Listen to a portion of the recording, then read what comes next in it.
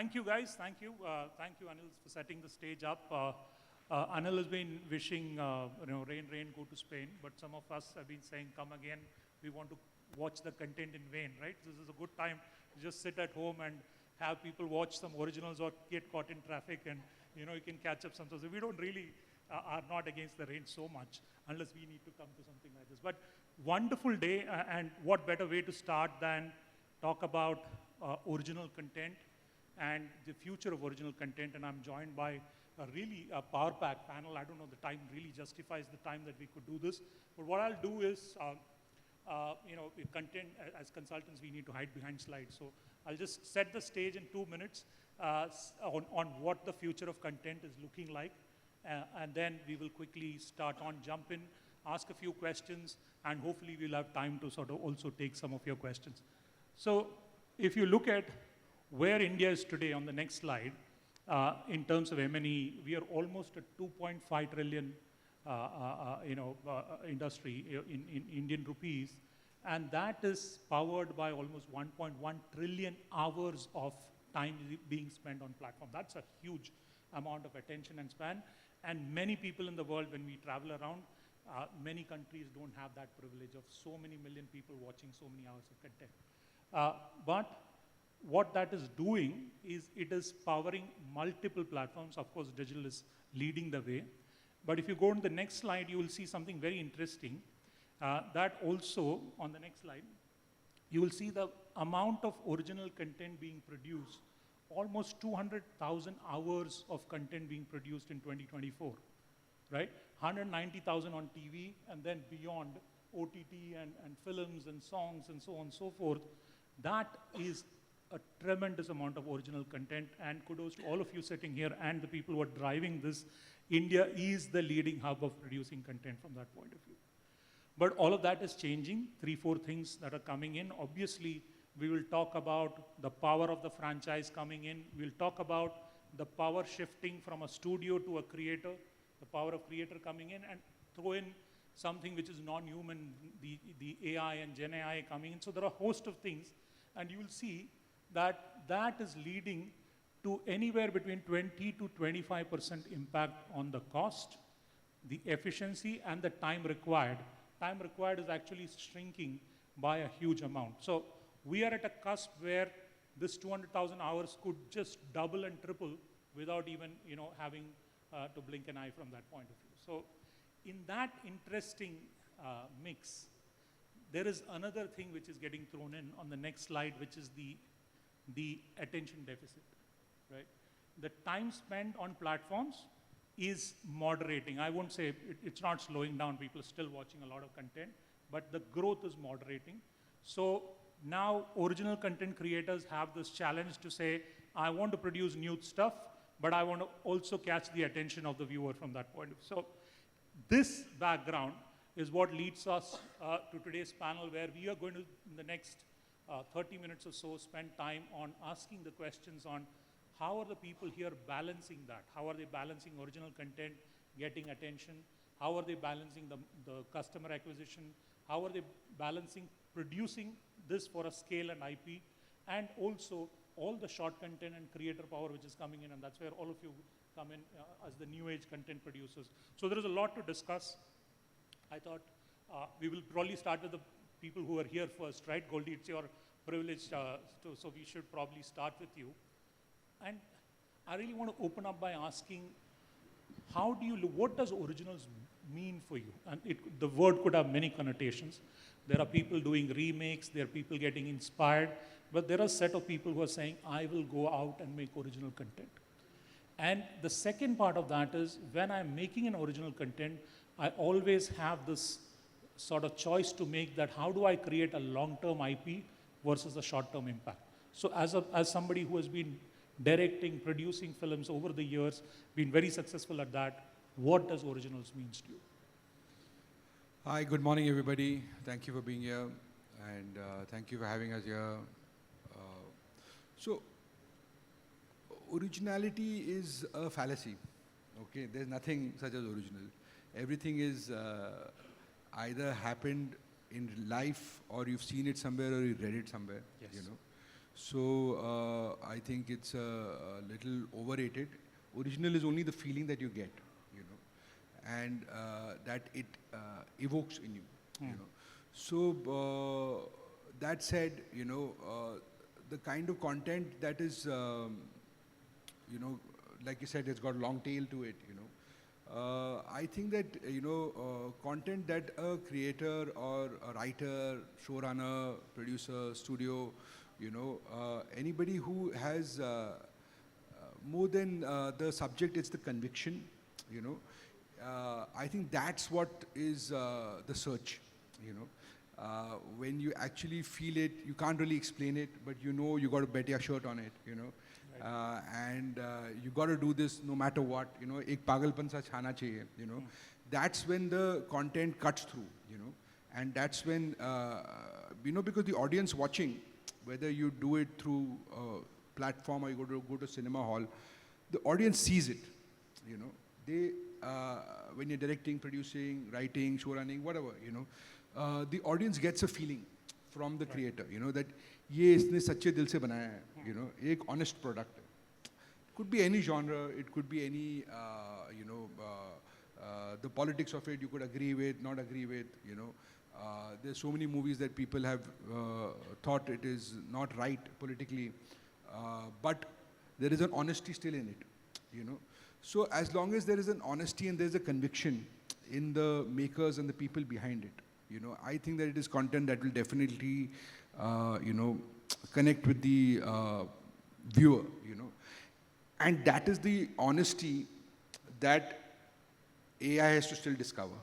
Yeah, absolutely. Very well said. So when an actor cries on screen, you know, the present example of Sayara, you know, or you know, when you feel that, how do you put that feeling into an AI? You know, because there's been a lot of talk about AI, so I thought I'd just jump the gun and talk about it. That is something that has to still be discovered. I have to still see it, you know, and it has to still come from a space of conviction. So anything that has got conviction and the right kind of people, you know, the toughest thing is that everybody who's making that content, you know, they're all on the same page. You know, that's the toughest part, you know, because there's so many stakeholders, you know, whether it goes to actors or studio heads or executives or DOPs or, you know, is everybody making the same content, you know? That is very important. And can you, as a creator who's originated it, inspire that kind of passion that you have from everybody connected, you know? Yeah. That's when hopefully the audience will also feel that, you know, passion, you know? So I think anything that is done with conviction and honesty will definitely cut through. Technique comes and goes. I have grown up in this industry. I have seen my father struggle with home video coming in, and you know, everybody said industry band ho jayegi. Then I've seen DVD, piracy, music evolving, sample sounds coming in, musicians mar jayenge, khatam ho jayenge, kuch nahi hoga, you know. Aap inspired काम करो, feel करके करो, you know, conviction के साथ करो, it will definitely cut through. Wonderful. I think that's why, I mean, no wonder you call Goldie, because golden words. I threw a very abstract question at you, and look at, yes, deciphered some of the real, shall I say, the sutras of making original content. You spoke about how to remotely connect with the audience, and the sincerity and conviction of the makers, and then the thread that the same inspiration goes through everybody who, and if you can get all of those three rights most often, I mean, that's not a formula, but those are essentials of actually doing something like that. This is wonderful. Yeah, please. Good morning, everyone. Thank you for having me here. Actually, I just like to add to what Goldie was saying, right, that we put too much pressure on ourselves saying original content. Every content is either inspired by a book, a news article, a lived-in experience. So we all, that sort of becomes the conversation everywhere. I mean, at Applause, we've had a great 7 months, right? All three original content. And they are all coming out of either a book, a real event. Criminal justice today is it's in pop culture. It's in cultural zeitgeist. Right. It doesn't happen overnight. And it happens because everyone together, like Goldie said, is inspired and believe that you want to go out there, say something, and what is even more important is the gaze. It is how personal, how alive it is for today's audiences. Right. That's very important. That how are you going to tell the story? The story could be old. There is no problem with that. It's really not the plot line. It's how you're going to go and tell that story. So I think that's... Oh, wow. So it's not just the script, it's the perspective in which the storyteller presents it and how it connects with the audience is what makes it original. Absolutely. Absolutely. Wonderful. Wonderful. And I think just staying on with the content producers, you know, again, I want to bring you Karan, into this. Geo Studios, again, has a track record of producing, you know, franchise, things which have been successful over the period, and with stories which are often very different, right? Whether it is from ad hoc or whether it comes from the Geo stable itself. How do you, you know, see this entire game of producing impact versus creating long-term franchise, repeatable franchise, and creating stories that, you know, have multiple parts and travel across from that point of view? What really do you look at when you greenlight some of these originals? Good morning, everyone. So first of all, I want to start by saying it's exciting times, but it's very, very difficult time.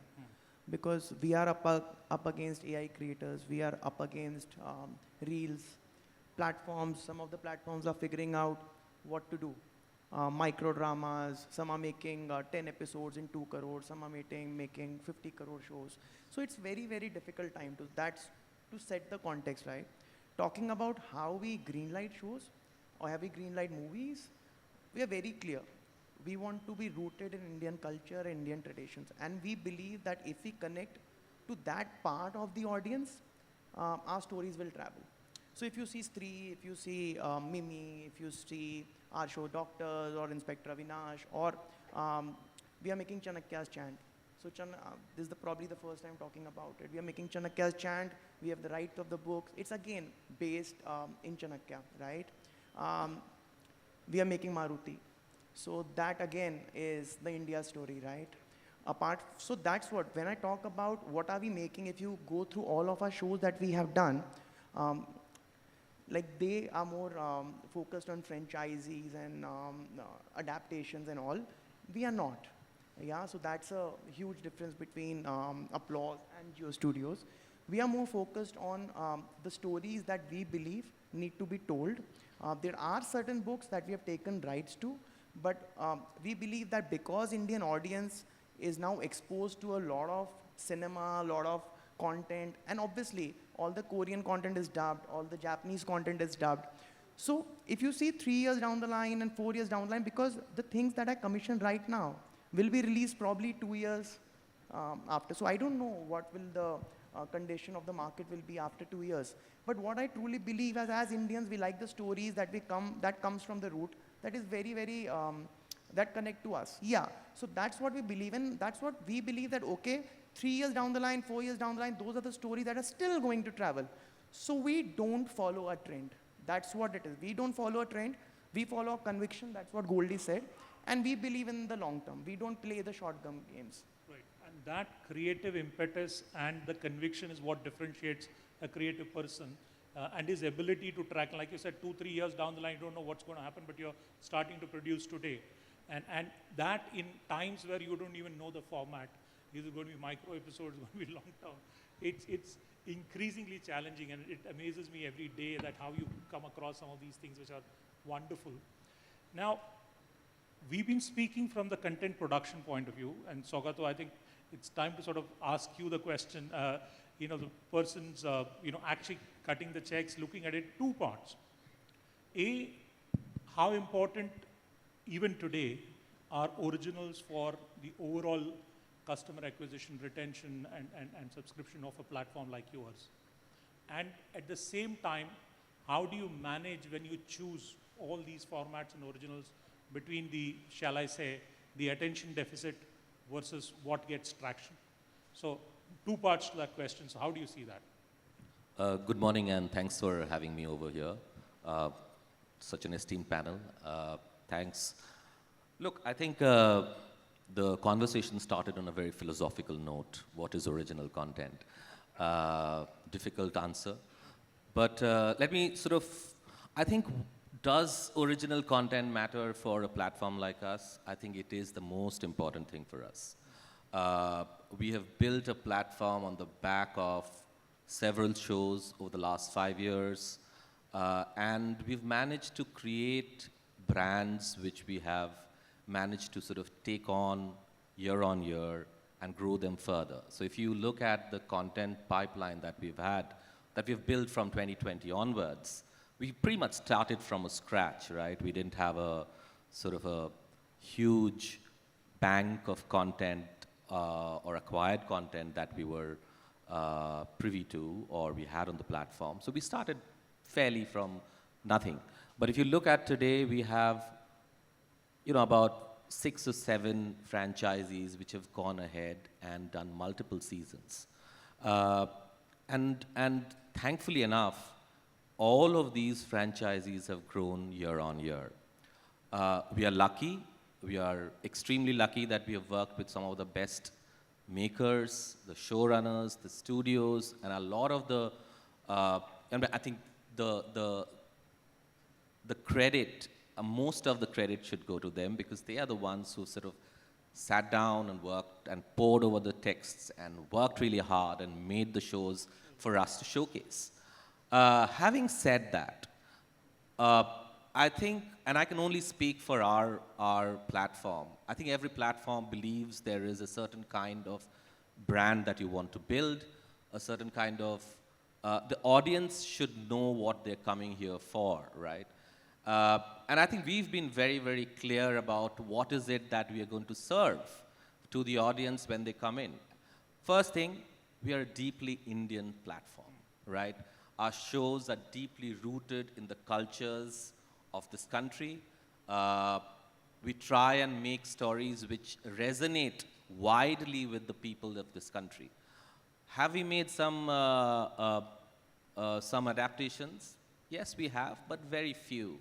But even when we have adapted something, we have adapted it to a sort of very, I think acculturation of that text is very, very important. So yes, I think we've been sort of very, very focused on telling stories for India, by India, which we can take to every nook and cranny of this country, right? For us, original content is the North Star, right? The most customer acquisition that happens on the platform is basis the shows that we produce. Yes, we have some really good sport, premium sport at that. But I think that is where the chunk of our acquisition happens. Now, just to the second part of it, you know, I mean, why did I say that we have built these franchisees? I think it's very important that helps on retention, right? I think we have some of the best retention rates. I don't know about the others, but I can tell you that our retention rates are very high. That is also because I think the consumer that has come on the platform knows what they want to come here for, right? And they're waiting for a scam, and they're waiting for a Rocket Boys, and they're waiting for a Maharani, and they're waiting for a Gullak. Look, they are very clear that the proposition that you have is, it is what you have served to them, right? And over time, what we have done is that we have taken some, you know, one step at a time. We have not tried to do too many things at one go. We started with Hindi. We built our Hindi slate. A few years later, we believed that it's important that we go out and tell stories from other parts of the country. And we invested inordinately in telling or getting the stories from those parts of the world, whether it be Malayalam, whether it be Tamil, whether it be Telugu. We have also started a Bangla division. And I think that is going to be a big part of the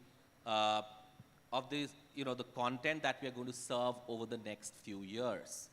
And I think, you know, I mean, for a platform, it is very, very important that of course, there are cohorts that you go to and serve them, but how do you grow? You know, you have to get more people on the platform. You have to serve the kind of content that they want, serve it in their language, make it accessible, and that is what we've been focused at. What we tried to do is, well, you know, we didn't want to chew up, you know, bite off more than we could chew. Right. And that's interesting, Saugata, you say that, because what you're saying is, I expected things like, you know, budget, X, Y, Z, but what you said is very, you know, really insightful. The ethos of the platform should match the expectations of the audience, and you're really bringing that together. They want something very different. There are some other places, but there is something that SonyLIV stands for, and that's what you provide, and that's the lens you use to bring the originals on, right? And you also said originals are the North Star, so you want, the people are expecting that, you give it to them, they retain, they come again, they subscribe, they continue. At the same time, you're doing a balancing act of then trying to say, can I also experiment with something slightly different, bring the next cohort in? Look, I think one of the things is that, and I keep on hearing that there is micro dramas coming and there are very long form of content coming and TVs. Look, I think it's great. You know, there was a time that most storytellers could only tell a story in a medium, right? Or a genre. Today, there is a possibility of telling stories in different kinds of forms. Yep. I mean, cut back 10 years, you know, I was a big fan of what Anuj did, you know, Terrible Tiny Tales, you know. I mean, it was ahead of the curve. I said, and a lot of people are probably today saying, look, I want to tell a story in this form. And my story only needs 5 minutes. So be it. And that was not, I think it has become much more democratic. It has become, I think the creator economy is going to get bigger and bigger. Yeah. We are going to give voices to so many writers, so many directors, so many showrunners, and it doesn't necessarily need to be, you know, it's a nomenclature after all. You know, original could be a 5-minute original as well, right? Correct. You know, that again brings to an interesting question, because when you have, Aditi, you have so many choices and you have so many formats as well, right? What signals do you track? What do you look for in the audience consumption or in what is happening around the world? I'm not necessarily saying what data you track, but what signals, what gives you those inspirations to say, I'm going to create these kind of formats, these kind of stories. Saugata talked about all the options today available. How do you weave through that? Thanks, Raghav. Hi, everyone. Good morning. It's a very interesting question because I think our DNA is sort of rooted in a lot of volume content to basically gather insights from audiences and test different things to see if they are working or not. The reason we kind of started this way was because when we tried to crack, okay, if somebody makes a film or if somebody invests into a large piece of content, how can you kind of make sure that it will do well? And there was no real answer to it, right? So it's a very hits-driven business, and traditionally it's like, okay, you put bigger faces in the content and then it does well. But when you're starting out as like a young startup, you can't afford the bigger faces and nobody knows you at that time. So the whole idea was, okay, let us test the content and the themes and the tropes. And then when we find themes and tropes that are working well, then we will invest more and take those and expand them into bigger pieces of content. So that was why we started kind of putting out content on YouTube or Facebook. Us time there was no Instagram. Now, of course, Instagram also. And then you find communities. And by community, I don't mean, you know, a caste community or people belonging to a place, but identities, right? People feeling a certain way, people thinking that, you know, this is their passion or this is their thought process, what we call like relatable content, right? So we found certain communities that really ticked. So whether it's a little things where it's basically people who are living together who are not married, right? Or whether it's what the folks, it's like, you know, people who have a friendly relationship with their in-laws. Right. Or whether it's an Operation MBBS of people who are, I mean, doctors, that's a very simple one.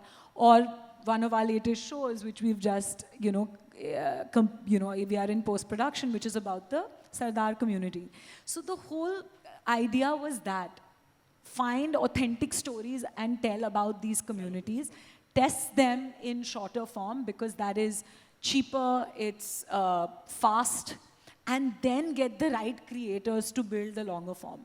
So I think we are in a lucky place that, you know, like they say that don't put the burden of livelihood on your passion. Yes. So we have our creator business, we have our short form business for the burden of livelihood. And then long form becomes, you know, the passion projects that you do. So you can spend the time and, you know, you can choose the projects the way you want to do them. Of course, because we are an ecosystem play in that sense. We do all formats. And we are designed that way internally to be able to do volume. Abhi long form has become a volume game, which I never thought it would get to that point as well.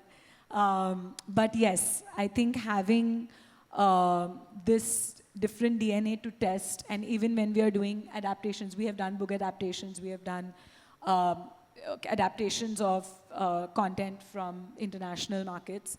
And exactly as everybody said, as long as you spend time to get the storytelling into the Indian context versus the scene by scene that, you know, has also done and that has failed. Like it's obvious that that doesn't work, right? So then it will work, and there are various ways to test. And the idea is proven IP ko agar aapko banana hai, one way is to do it via short form to long form. So and that's again very interesting because what you guys do is, I mean, there is this long form, you have conviction, you invest for 2 years, and there is also a different format which needs equally the conviction, but you're looking at, you know, what the audience is looking at, you're throwing something on YouTube, looking at the data, what is the response, then creating on the fly, you know, and that's a very different form of creative, right? And amazing ideas come in the comments. Come in the comments, right? So you're co-creating really more than that. Now, I have a lot to come to you on quality, but before I do that, I just want to pull Anuj into the conversation. This also means that, you know, you're co-creating. There is an entire creator world. 10 years back, we used to say, anybody can create a video. Anybody can be a creator. Today, we are saying anybody can be a studio, right? Because you have all the tools, everything available, and you could probably create something. How do you see the creator ecosystem influencing all of this? And how are you staying in the middle of it, right? You're really facilitating the creator to come out with stories, tell it to the audience, and be able to sort of string it together in an original content context. So I think because of the name Terribly Tiny Tales, I think every attention hacking burden is put onto TTT, because the original premise was, of course, the recognition that attentions are kind of screwed. And now that has obviously compounded to the point that I was watching Sayyara in Udaipur, just as an anecdote on how badly attentions are screwed. And like people were video calling in the middle of the film, they were watching reels in the middle of the film. And then, of course, when the song kicks in, everyone's making reels of the song. So it is incredibly hard to retain attention today. And therefore, only two things, and I think I'm going back to what Goldie said, is conviction and authenticity. I think these are the only two ways in which stories will cut through. And of course, we now know that a reel has there's this engineering behind it, right? There's a hook, there is a redemption arc, and then there's a cliffhanger. And that, of course, has now escalated to shows as well. So everything is engineered. Because of our name, we have the burden, like I said, to kind of scientifically examine what hacks attention. And yeah, the advent of microdramas, I think honestly, it feels like a tsunami that most of us are not seeing, but it's a monstrous industry in China, Korea. It's growing exponentially in America. And I think it has the same levers of why creators became very big, because they could communicate authentically with their audience. And we felt what we missed in the movies, right? We missed the rom-com, the slice of life, and all of that was actually solved by the creator. The creator was giving us their life story, their heartbreak, their romance, and we didn't find that honesty on the screen. And so Micro dramas will do that, but like as a friend of mine who heads Cuckoo says it's weaponized dopamine. Uh, and I have a word for micro dramas, it's TV minus minus. So everyone wanted to go TV plus plus, but there is a format that is TV minus minus. And not to judge it, I think it does something very powerful. It understands what people deeply desire at a primal level, and it serves it in currently what many of us would call cringe. But I think that like Reels when they started or TikTok when it started, everyone was very quick to judge it. And then every celebrity in the world was on it. I think the same is going to happen with microdramas. It's already proved, right? In China and beyond release. Absolutely. And so on. I believe the growth percentage is like 56%, 60% of a growth percentage. Absolutely. So I think this parallel ecosystem is extremely important because as we know, the mainstream industry is kind of dry for the, I mean, I meet so many hungry writers and producers and there's just so many people dying to make things. And it's not always that the economics favor their and the other employment. Part is, I think this is the beauty of what you do. You do that hacking the attention in a short period of time, which even I'm trying to learn. India TV has set us up with such a panel with 35 minutes. We'll have to try and do that. But I will just want to quickly bring you in, Swati. How do you, in all of these formats, and I saw some of your formats, global IPs, and there are many guys who are saying we are rooted in what we do. Today there is an opportunity for India to produce for the world, right? And they're already doing that. So global IP versus local IP, when you're creating originals, cutting through multiple, how do you sort of look at that in applause? I think the most important thing for all of us to think is that anything that is original, authentic, local will travel global. Yeah. I mean, we have so many examples of that, right? And we do tap into microcultures. Every show that we make, and I think all of us who create content wants to be very close and authentic to what you're trying to say. For that, right, Tanav, we co-create with Saugata. It's a political divide of Israel-Palestine, historically different. But when we adapt it to Kashmir, the story is different. The plotline might be the same, but how do you culturally contextualize? It's equally hard work. It's not that, oh, you've got an adaptation and you're just rolling it out. It's not that. There's a long process, and we've been fortunate to collaborate with our platform partners, showrunners, creators, with writers. It's a very, very important part. So coming back to your question, that the fact that the more culturally rooted, original content that you create, once it is locally a hit, it will travel global. I mean, the year started with us making Black Warren. Yep. Everybody thought that it's going to be a dark grind drama. For us, it was a young adult show. It was the workplace was Tihar. That was the difference. But actually, it was a young adult show. That was our lens. Correct. So we've always tried to go back to what we are trying to say. And the original point I was making, that it's really not about plot lines. It is about the point of view. Correct. How you're going to go and tell that story. That is the most critical part. That's the most critical thing. And Absolutely. that's when, this is when we were doing something with Netflix, Tejkarran said this, don't talk to me about the 7 billion people. It's how I tell a story, and if I cut across, say, even 40 million people who have the similar characteristic across the globe, I have a global audience for me. I mean, in the same breath, we just launched The Hunt on SonyLIV. Yeah. Again, it's a historical moment for India, but we chose to tell the story in a certain way. It was a procedural for us. It was not a political investigation. It was a police procedural. Absolutely. It's the lens. Absolutely. Right, and that's the problem today with the time. There are a lot of things I want to talk about, and also you can't do these panels without some debates. Wanted to start some debate on audience attention versus how do you create, wanted budget versus what you do, and also creator fees versus actor fees. There is so much to talk about, but I think those things will get covered during the day. So I will try and wrap up with like taking a leave for 10-second, not the micro episodic. Quick question, if each of you could respond in 10 seconds as a wrap up. The idea is, if you have the money that you want, or say you have $1 billion, apart from retiring and going to a beach, if you had to invest it on content or what you do, what would you put it on? Start right from there. It's a spot question, right? I picked this up from Kaun Banega Crorepati. I think I'll put it on the creators.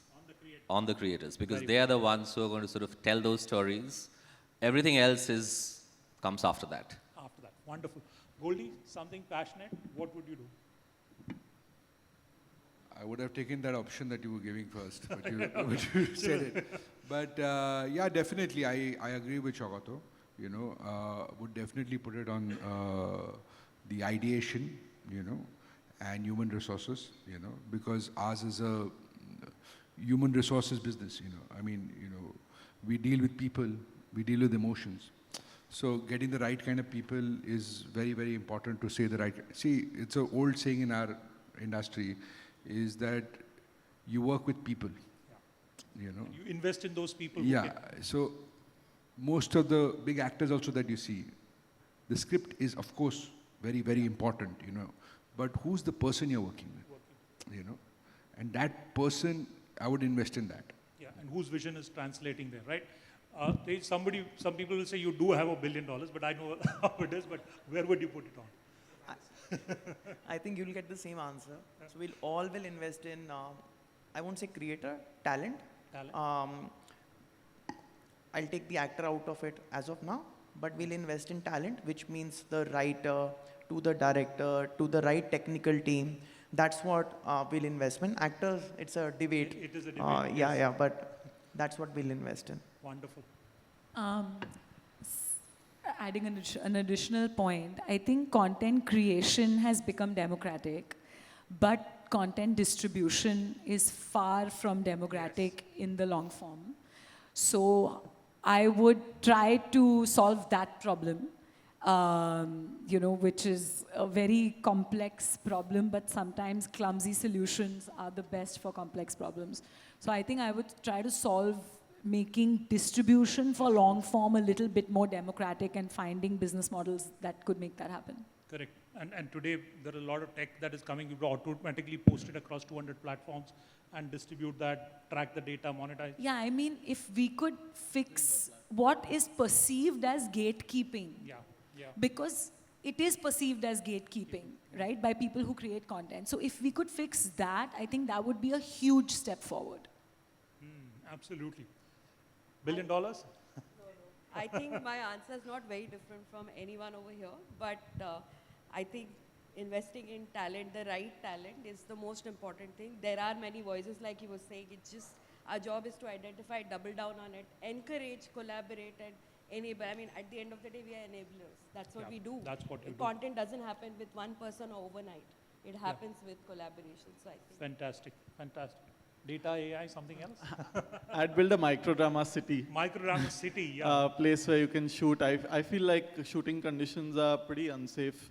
I feel like infrastructure for making content in India is not healthy, like fire risk, hazards. There's so many things, and the people at the bottom of the barrel struggle the most. And so just $1 billion is a lot of money for great infrastructure. Lovely. Thank you, guys. Thank you so much. I think too short a time, but I can't take your questions. But there are so many perspectives that have come across, from how do you have conviction to build a story, to how do you select it for a platform, how do you tune it to the audience with data, and how do you build that for a global scale or for attention in a very short period of time. Thank you very much. These are valuable perspectives, and kudos, Anil, for putting together a panel like this. Wonderfully done. Thank you very much, guys.